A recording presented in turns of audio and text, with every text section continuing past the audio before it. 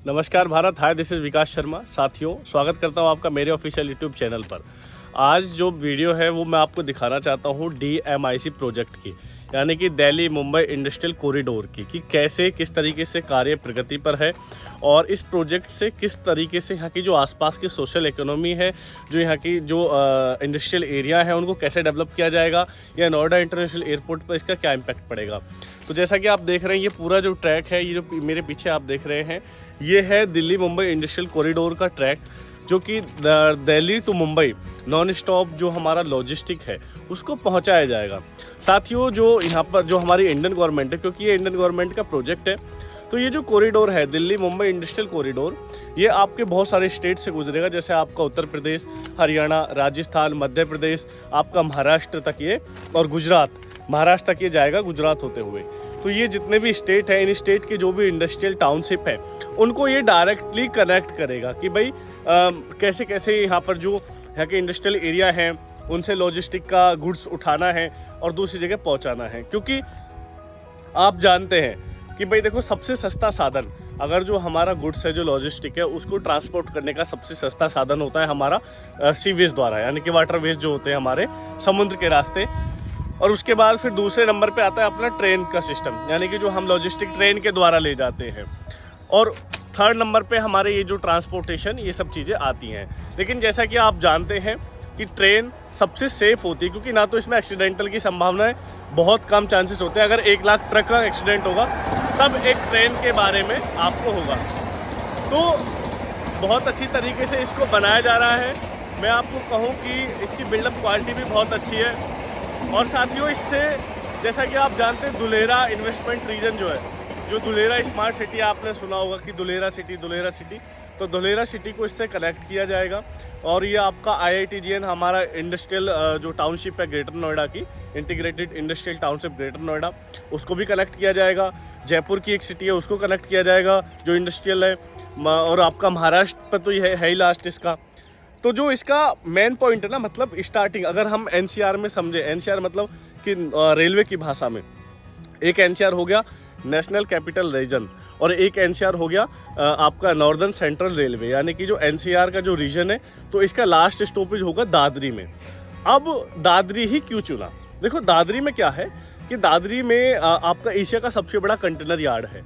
वहीं इसके साथ कंटेनर यार्ड के साथ साथ ही यहाँ पर जो आपका नियर बाई, यानी कि दादरी के 20 से 25-30 किलोमीटर की रेडियस में ही सबसे बड़ा एशिया का बिगेस्ट एयरपोर्ट, यानी कि नोएडा इंटरनेशनल एयरपोर्ट भी है।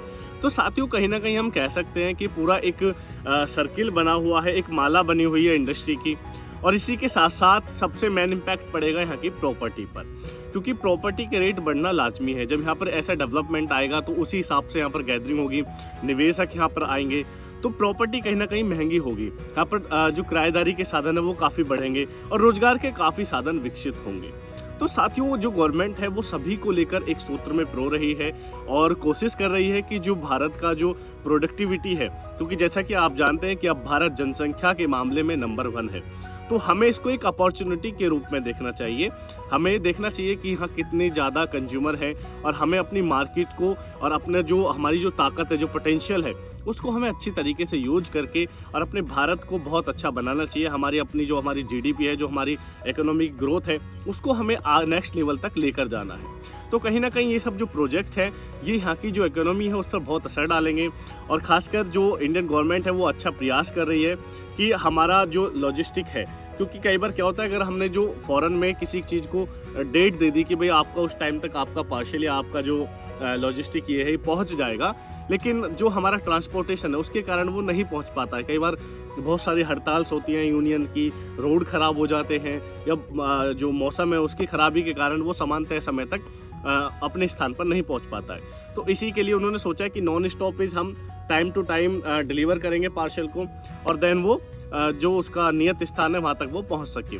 तो ये जानकारी थी आपकी जो DMIC का प्रोजेक्ट है उसके बारे में, क्योंकि जैसा कि आप जानते हैं DMIC Delhi Mumbai industrial corridor, और उसी के साथ ये कनेक्टेड है DFC के द्वारा, डेडिकेटेड फ्रेट कॉरिडोर, जो कि अलग अलग हो जाता है, वेस्टर्न, ईस्टर्न, नॉर्दर्न। तो ये सब कॉरिडोर बनाए जा रहे हैं जिससे कि माल को सुगमता से पहुंचाया जा सके।